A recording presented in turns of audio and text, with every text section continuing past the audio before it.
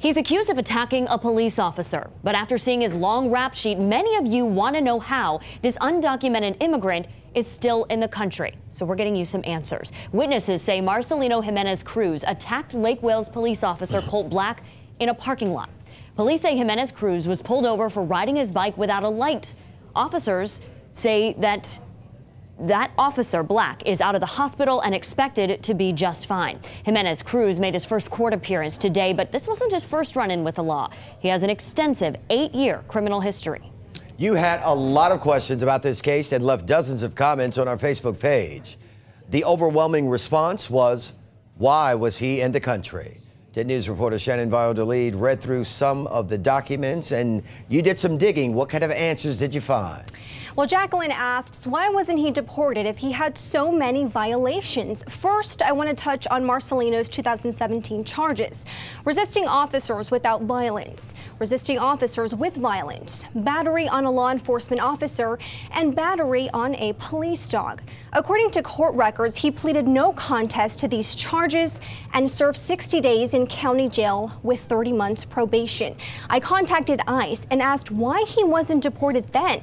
They told me they're not commenting on this because Marcelino isn't in their custody.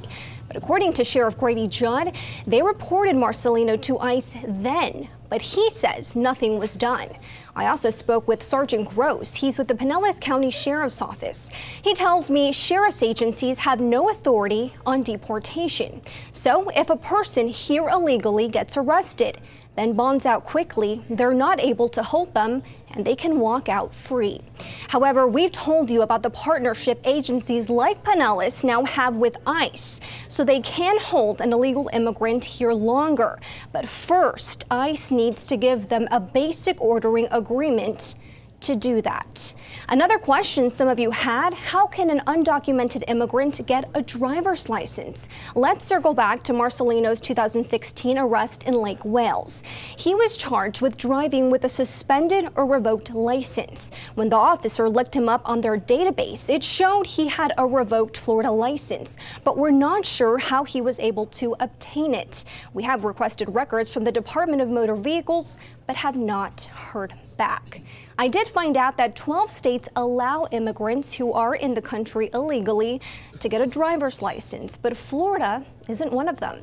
According to the Hillsborough County Sheriff's Office, some use fake IDs. Now, this case is not so cut and dry, but I'm going to keep digging and getting answers for you.